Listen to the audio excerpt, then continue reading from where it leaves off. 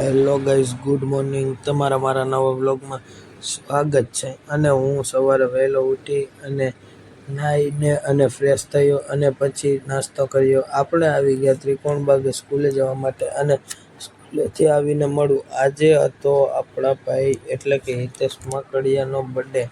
એનું પણ એક ચેનલ છે માકડિયા 505 નામનું, ફોલો કરતા આવજો. અને ત્યાં મળી ગયો આપણો મિત્ર પ્રિન્સ અને કોમેન્ટમાં હેપી બર્થડે હિતેશ લખી નાખજો.